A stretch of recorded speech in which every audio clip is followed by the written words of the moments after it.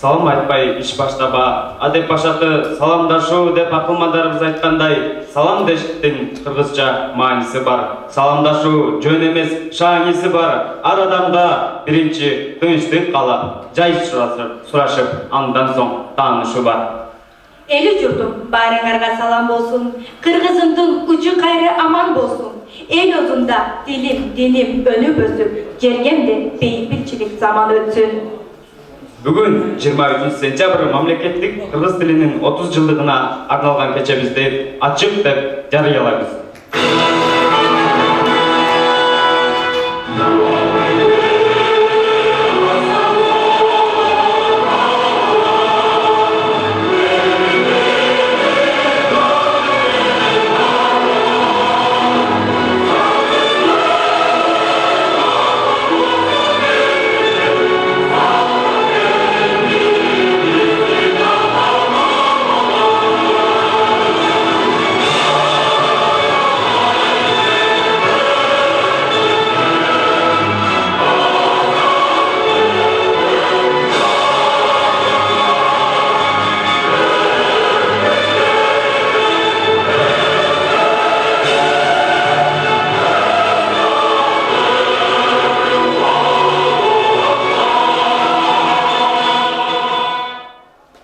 Мамлекеттик кыргыздык күнүнө арналган кечебизди куттуктоо үчүн сөз кезеген Малису коллежинин окуу иштер боюнча директордун орун басары Султанкулов Медетбек Дыйканбаевич жана улуу окутуучу Тойчубекова Гүлзада Жолчубековнага сөз берилет.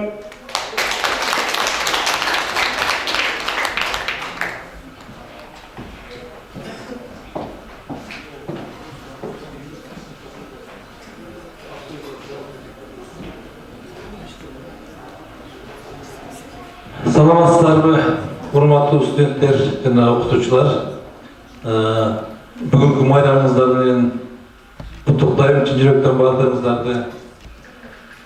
Эми кичине токтолуп өтсөк, урматтуу студенттер, жакшылап ойлонуп көрсөк, биздин эң жакшы, эң чоң майрамдарыбыздын бири ушул 23 сентябрь, 31 август жана жакында быйылкы президентибиздин указы менен 9 сентябрь комуз күнү деп белгиленди. Ак калпак күнү деп белгиленген. Түшүнүп, ойлонуп көргөн адамга ушул майрамдар кыргыз элинин эң чоң майрамдары. Бул майрам кандай болуп пайда болгон? 1989 жылы 22 сентябрда бардыңар билет болушуңар керек, Абсамат Масалиев деген Кыргыз Республикасынын председателі болуш деген. Ошол мезгилде 22 сентябрда ушул сессия болуп, депутаттардын сессиясы болуп, ошол сессияда бул нерсе талкууланган. Мамлекеттик тил болбосун деп анча адамдар, даже Кыргызстандын өзүнүн ичинен да каршы чыккандар болгон. Ошого карабастан ал жерде шайлоо өтүп, ошол шайлоодун көпчүлүк добушу менен 22 сентябрдагы сессиянын жыйынтыгы менен кыргыз тили мамлекеттик тил болуп кабыл алынган. Бул үчүн кыргыз тили болуш үчүн ошол 89 жылкы депутаттардын эмгеги аябай чоң. Ошондуктан 23 сентябрь жөнүндө биз бардыгыбыз билишибиз керек. Андан мурун 70 жыл бою мамлекеттик тилибизди билбестен, орустун тилин сүйлөп, орустун закондору менен иштеп жүргөнбүз. Ошого карабастан, канча каршылыкка карабастан, ошол 22 сентябрдагы сессияда мамлекеттик тил болуп кабыл алынган. Ошондуктан азыркы мезгилде бардык иш кагаздарды кыргыз тилине которуп, бардык жерде жетекчилер болобу, биринчи баштапкы кызматка киргендер кыргыз тилинен экзаменге тапшырат. Бардыңар билип аткан болушуңар керек. Президенттикке талапкерлер дагы сөзсүз кыргыз тилинен, мамлекеттик тилден экзамендерди тапшырып, ошондон өтсө, анан кийин талапкерлигин коюшат. Ошондуктан сиздерден дагы суранып кетишим, эскертип кетейин. Мамлекеттик тилди эстен чыгарбашыбыз керек. Мамлекеттик тилди дайыма сүйүп, колдонуп жүрүшүбүз керек. Ошондуктан бүгүн ушул мероприятие өткөзүлүп атат. Ушу бүгүнкү майрамдар менен бардыгыңыздарды чын жүрөктөн куттуктаймын. Мамлекеттик тилибиз өнүгө берсин, өрчүй берсин. Рахмат. Саламатсыздарбы? Биздин келечегибиз болгон жаштар ушул Майлы Суу коллежинен билим алып жаткан биздин сүйүктүү студенттерибиз. Ошондой эле ушул биздин студенттерге дем берип, кубат берип, кошумча акыл берип, тарбия берип, билими менен сүрөп иштеп жаткан биздин коллегалар, Майлы Суу коллежинин жамааты окутуу, өзгөчө окутуучулар жамааты. Сиздерди 2 айлык деп мына 3 жылдан бери аталып атат мамлекеттик тил. Ага чейин бир жумалык болуп аталып келген. Медетбек Деканбаевичтин каалоолоруна кошумча тарыхынан маалымат алдыңыздар. Мен дагы куттуктап кетем. Эми тил деген эмне, дил деген эмне? Ошол боюнча кыскача маалымат берип койсом, уруксат болсо сиз ага уруксат берели, отуруп алсын. Мен кичине болсо да бир фактыларды окуп коюшум мүмкүн. Мамлекеттик тилдин үстүнөн биз иштегенибизге мына 30 жыл болуп калыптыр. Ошол 89-жылы мамлекеттик тил кабыл алынгандан кийин өтө көп иш-чаралар жүргүзүлгөн. Бирок адам баласы ойдогудай кылып туруп ошо чыккан мыйзам ченемдүү кагаздар болобу, же демилге менен чыккан жакшы нерселер болобу, эгер биз колдобосок, коом колдобосок, ал кээде солгундап, ылдый түшүп, кээде бийиктеп, жогору чыгып турат экен. Мына ушундай аракеттер менен биз быйыл 30 жылдыгын өткөрүп жатабыз. Эми жаңылыктар азыр технология, техникалык ушунчалык каражаттар күч алганына байланыштуу маалыматтардан көп көрүп атасыздар. Сырттан бизге конок келсе, кайсы өлкөдөн келсе да калпагыбызды кийет. Сөзсүз саламатсызбы деген сөздү үйрөнүп алып болсо дагы салам айтат. Эми биздин жакын эле менин бир жээним чет өлкөгө турмушка чыкты эле. Сөзсүз ушул жерге келип, боз үйдүн ичинде биздин кийимибизди кийип, көө бала катары отуруп, бизди сыйлап салтыбызды сактайт. А биз эмне кылып жатабыз деп ар бирибиз, мен эмне кылып жатам, ушул тилимди күндө окуймунбу? Күндө ушундай керектүү маалыматтарды уганмынбы? Китептерден биздин каада салтты, тарыхыбызды үйрөнүш үчүн аракет жасаймынбы деген суроолорду өзүбүзгө беришибиз керек. Эми тил кантип пайда болду? Тил эгер тарыхына кыскача кайрылып өтө турган болсок, бизди Кытай эли улуу эл, чоң эл. Бул элдин 2 мүнөзү бар. Эгер жакшылык болсо өтө өжөр, намысына тийсең өлүмдөн да кайра тартпаган, бирок эң жаман сапаты деп туруп бири-бирин көрө албайт деген экен. Мына биз ошо бир жаман сапатыбыздан гана арылсак, биздин улуулугубузду азыр деле дүйнө эли билип калды.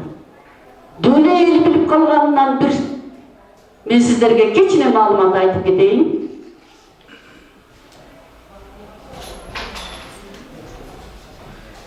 Азыркы кезде Орто Азияда жашап жаткан элдердин ичинен тарыхта аты мынчалык эрте кезиккен бир да эл болбосо керек деп жазат Кыргыздар аттуу очеркинде улуу академик Василий Владимирович Бартоев.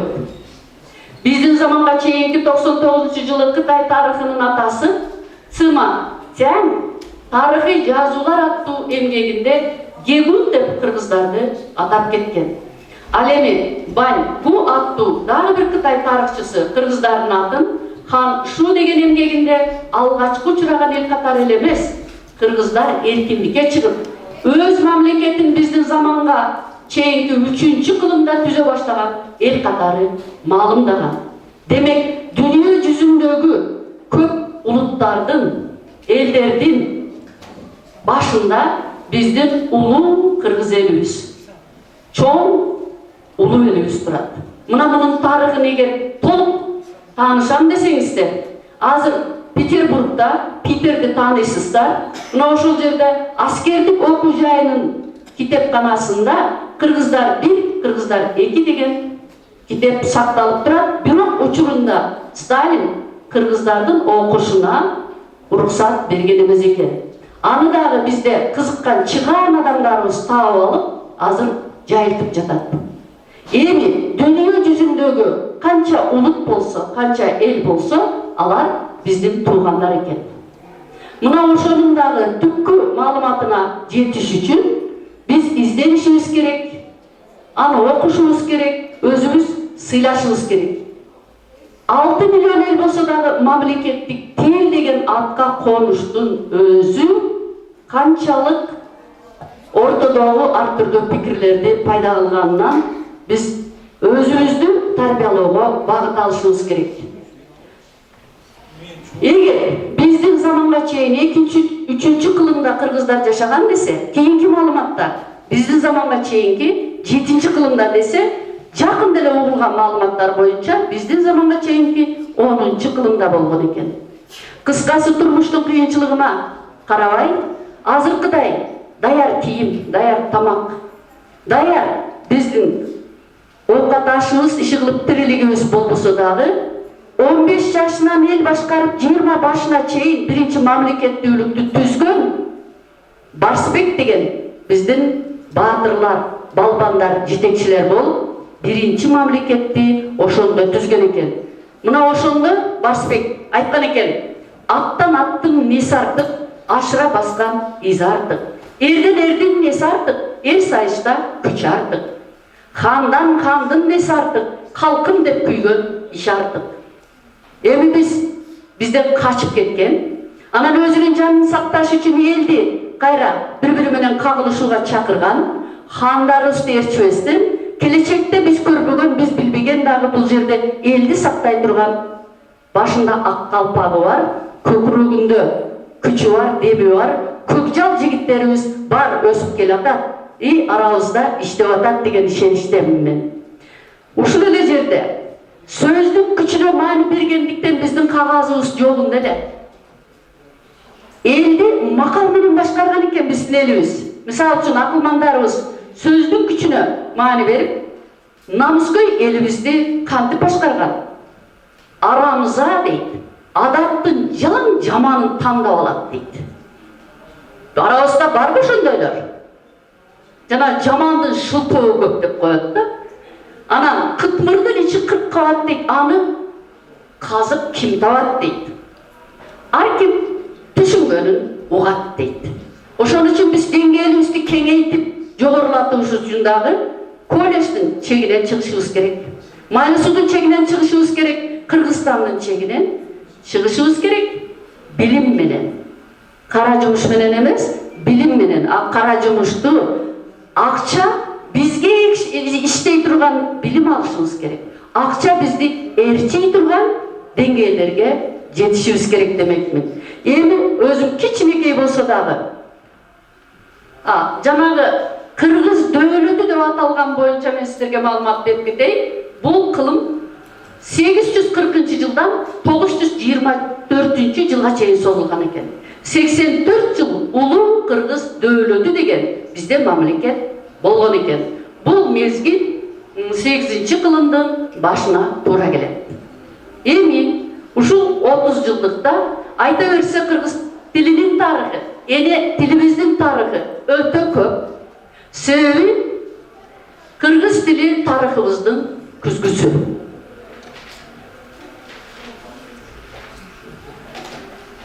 Андемесе мен сиздерге кыскача өзүм жазган ыр менен да тааныштырып кетсем, кыргыз тилим бакытымдын жарчысы, кыргыз тилим намысымдын камчысы, кыргыз тилим алмаштыргыс куралым, кыргыз тилим мүрөк суунун тамчысы. Түрдүү көптөгөн ойлордон бүткөн тилим, тарыхтылап муундар күткөн тилим, тайманбас акылмандар сүйгөн тилим, таза жүрөк эли мырда жүргөн тилим. Мамлекеттик тилибизди баалайлы, мээнет менен ак тилекти каалайлы, маани берип эгемендүү жерибизге мазмундуу эмгек менен эли журтубузду сактайлы деп чакырып кетмекчимин. Дагы бир жолу майрамыбыз менен биз үчүн күндө майрам болсун.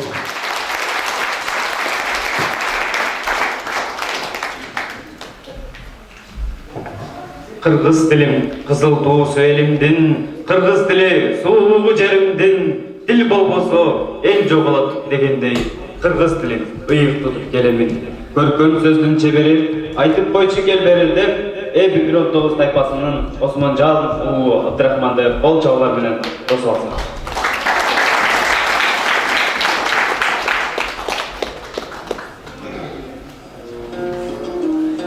Чырым алышкан иштин да чатышы бар, чындыктын да чыгышы, батышы бар.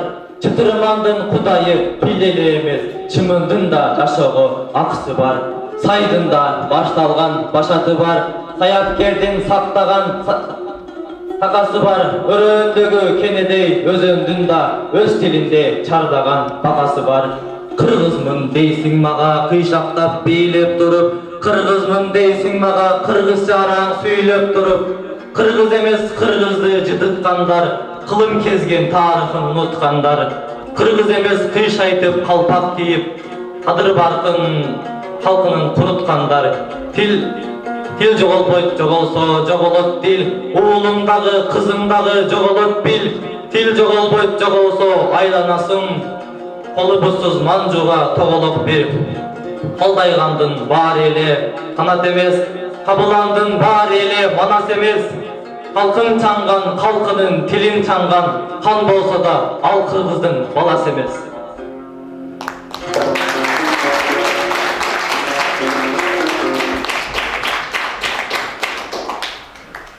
Көзгө сүйкүм кыргыз бей, кимдер гана билбесин, кыргыз кыздай, кызгалдактай, кулпурушуп бийлесин деп Баспир 19 тайпасынын бийчи кыздарын алдыңыздарга кол чабуулар менен чакырып алабыз.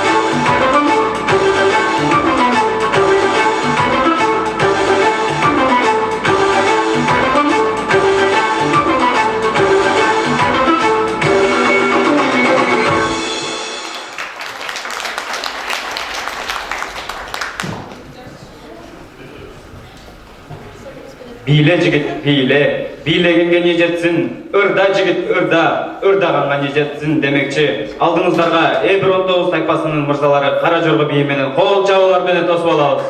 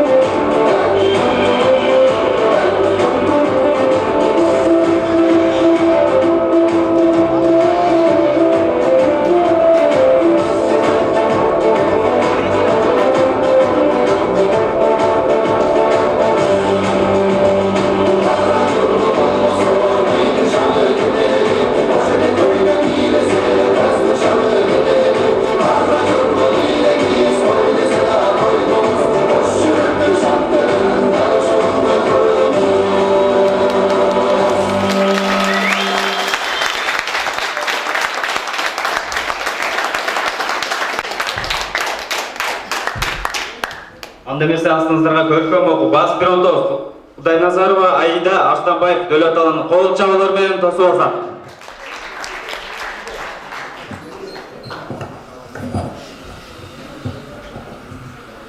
Адистердин пикири боюнча бир элдин жаш жеткинчек балдарынын 30%дан ашыгы эне тилде сүйлөбөсө мындай тил жок болуп кетүү коркунучунда.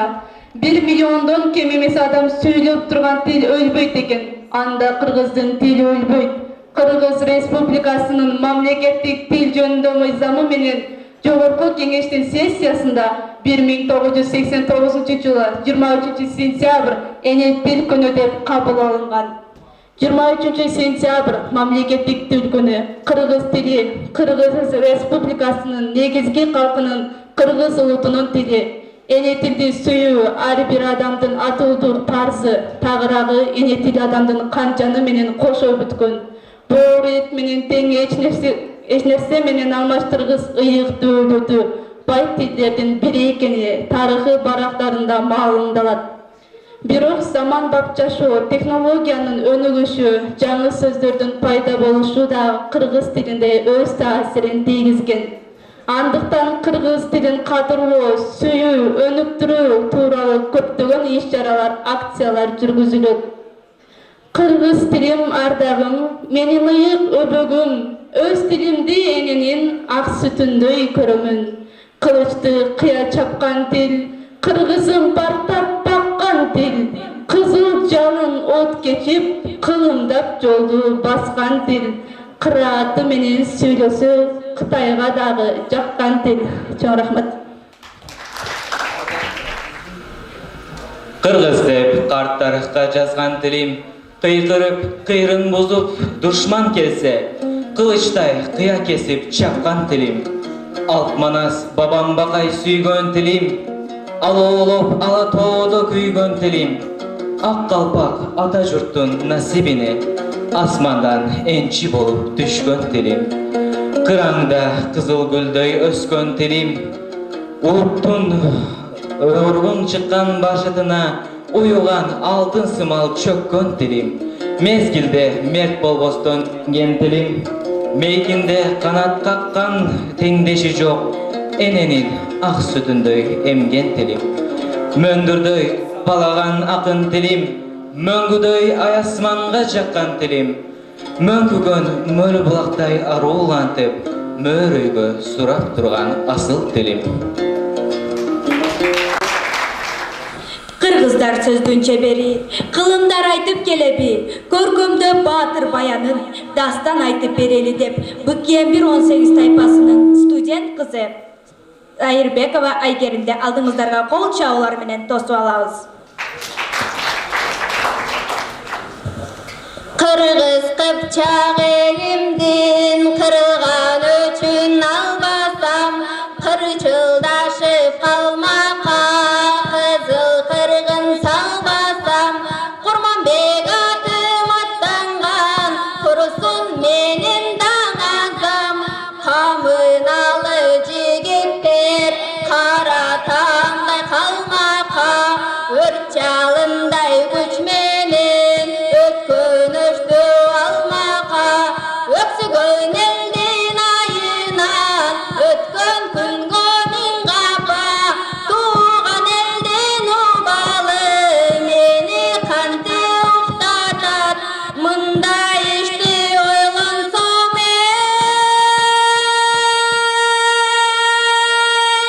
кандай батыр кыз жатат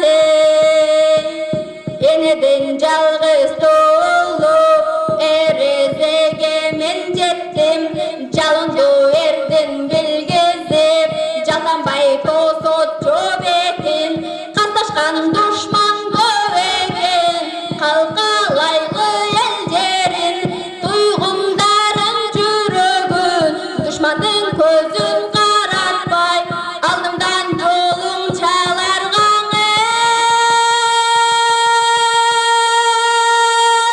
кырк жигитсиң жолдошуң Чоң рахмат.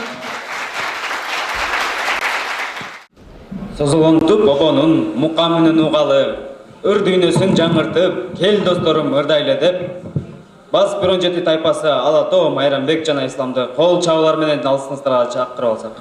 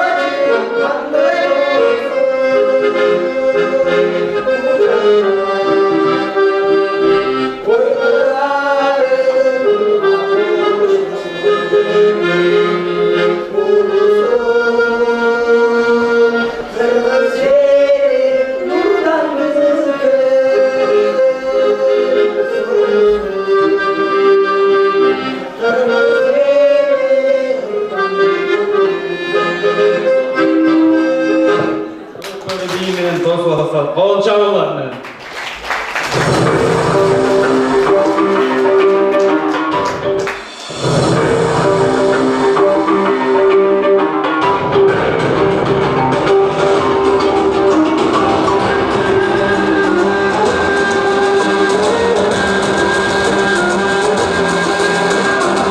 Jigittin kayrati, ibigisiz aybati, eziltedin köktürü, deriden taymaşı, azaybagan aybatı, abaltadan köktürü, aslanlarda taymaşı. Tulparın javında karolu karışkan, julayı tartışı, alışkandan alışkan, alka çalka tergeti, adım girip verdedik, aldırıp kondamızdan.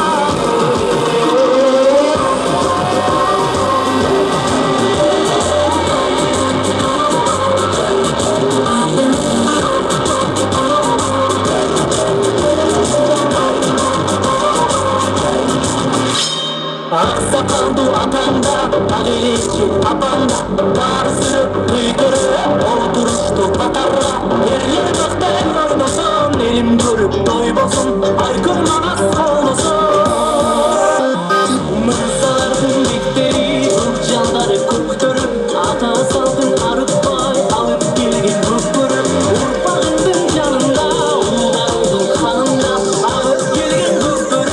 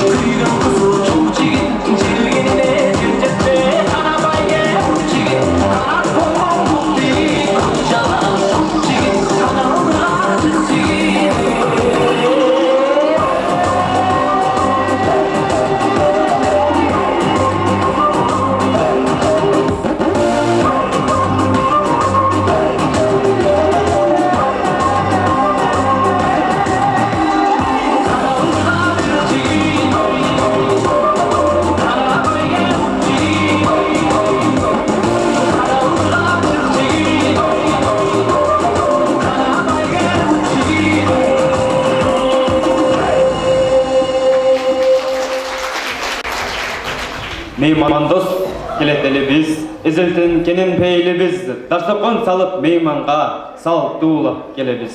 БКМ 118 дарсокон ыры менен Кулшанова Нуржанты кол чабуулар менен тосуп алса.